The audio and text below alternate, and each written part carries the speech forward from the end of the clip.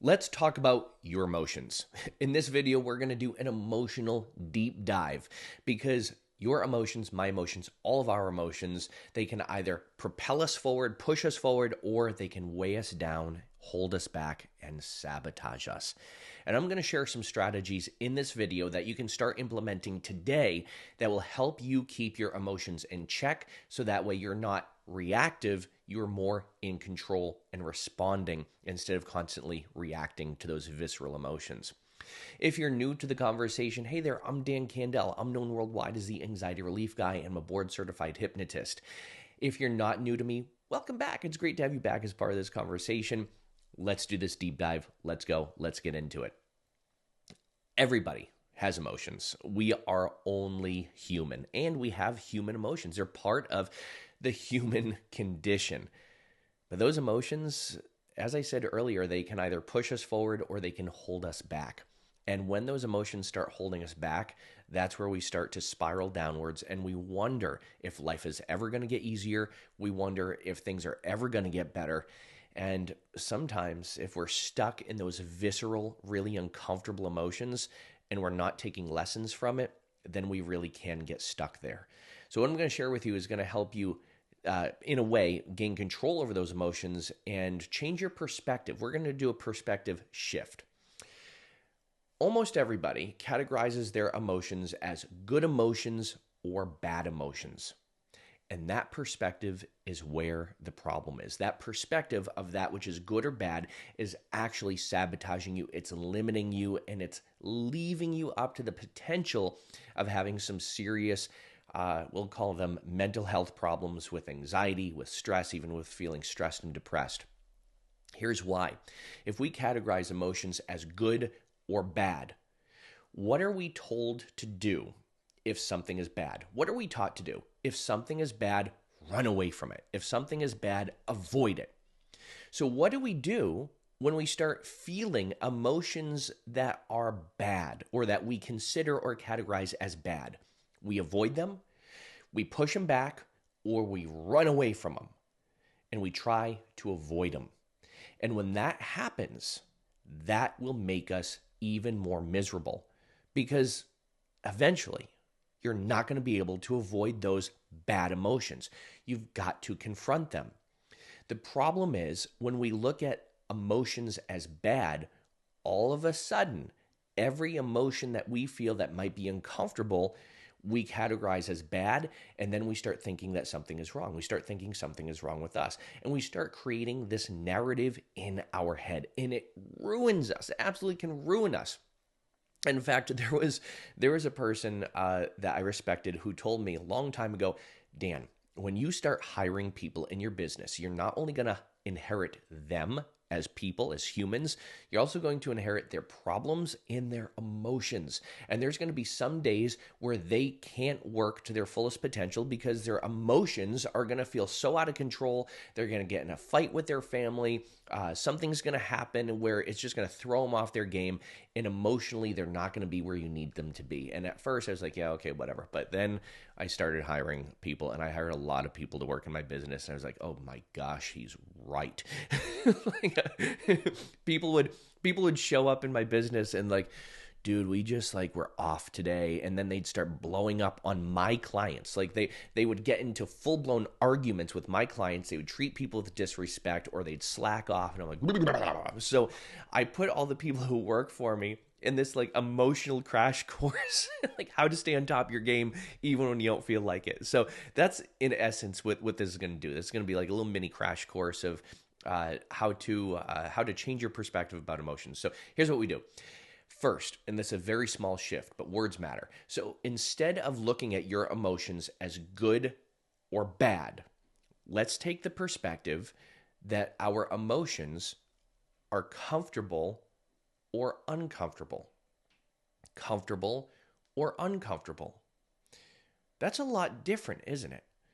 For example, sadness might not always be a comfortable emotion, but it's also not a bad emotion. Why are there times when we feel sad? We often feel sad because it means that we feel like we're missing something in our lives, or we feel like we're losing something in our lives, or we lost something and we are responding to that thing which we lost, or we're responding to that thing that might not have gone our way. Anger, that's another one. A lot of people say, oh, anger is a really bad, toxic, wasted emotion. But what if anger wasn't a bad emotion? What if it was just uncomfortable? It was something that we don't really enjoy. We don't really enjoy to be angry. What can we learn from anger? What can we learn from that emotion? And when we take the perspective that all emotions are useful, guess what happens? It shifts our entire perspective. And when we're feeling a certain way, we can ask ourselves, what am I feeling? And what am I learning from this emotion? Or what is this emotion trying to tell me? And then we can dive deep into that. Like, for example, I had a client the other day, and this client woke up every single morning, and this client was just filled with worry, and that worry would make them feel on edge and agitated. And I said, okay, let's really tune into that emotion. What's the emotion that you're feeling filled with that's now controlling your life? And she said, I just feel like constantly on edge, constantly agitated. And I said, like, you're one spilled glass of water away from a mental breakdown. She goes, yeah, that's pretty accurate. I'm like, not my first rodeo. So here's what happens. When we can tune into that emotion, we can dial into that emotion, we can start to feel it, then we can deal with it or process through it, and then we can heal from it. And I'm not saying that healing means you never feel anger again, or you never feel agitation again, or you never feel sad again. I'm saying by healing from that emotion, you feel it and sense it and notice it differently. You carry that emotion differently, where it's not always like this really strong weight that's pushing you down or holding you back or weighing you down. It's actually something that you can dial into, tune into, and learn from.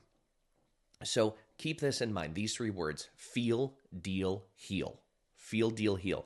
So when we have this uncomfortable emotion, we've got to feel that emotion, right? We've got to kind of feel through it so we can deal with it. And another word for deal is process. So we start processing through it by getting curious with that emotion. What is this emotion trying to tell me? Why may I be feeling this emotion? Where do I notice this the most? How does it tell me that it's here? What am I expressing? What sensations am I expressing? So we really start to process through the emotion so that way we can heal from it.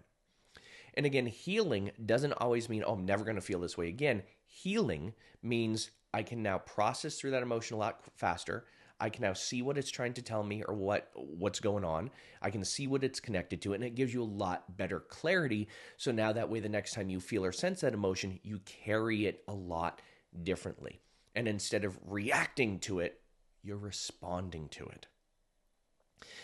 A lot of people say, yeah, but that seems like a hell of a lot of work to do when I'm feeling agitated, or if I'm feeling upset, or if I'm feeling sad, or all those other emotions that aren't very comfortable, or if I'm feeling embarrassed. That's a lot of work to do. But guess what? The more you do this work, the easier it gets. The easier it gets, the less you have to consciously do the work, because you're going to start to automatically process it.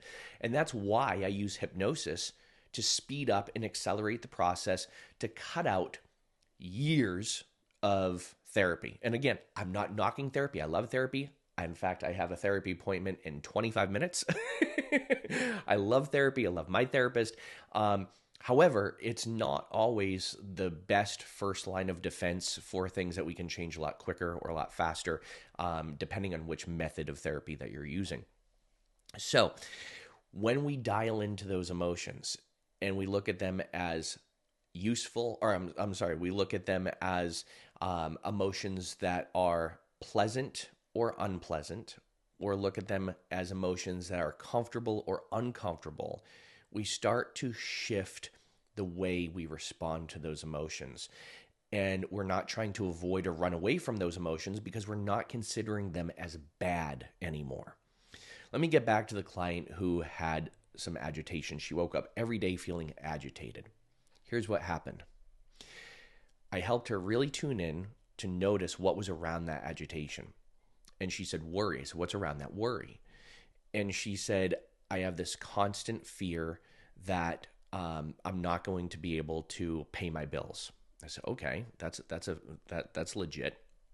I said, where's that from? And she said, we traced it all the way back to when she was younger. And what was that emotion trying to tell you? It was trying to tell you to be proactive.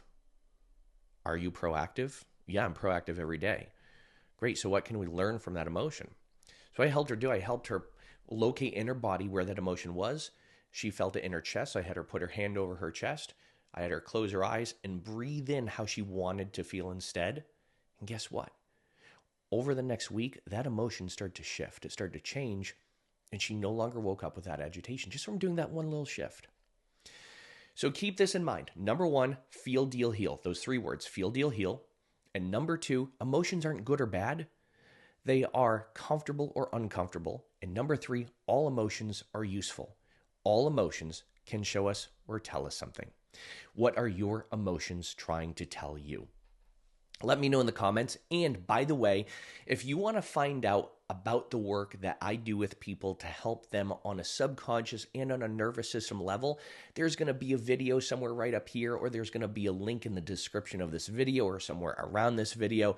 So you can go and find out all about the work that I do with people to see if it's a good fit for you. As always, my friends, thank you for watching. Make sure you rate, make sure you subscribe, make sure you comment, and as always, be well, do good, be true to who you are. Happy healing, and I'll say it, stay sexy. Bye for now.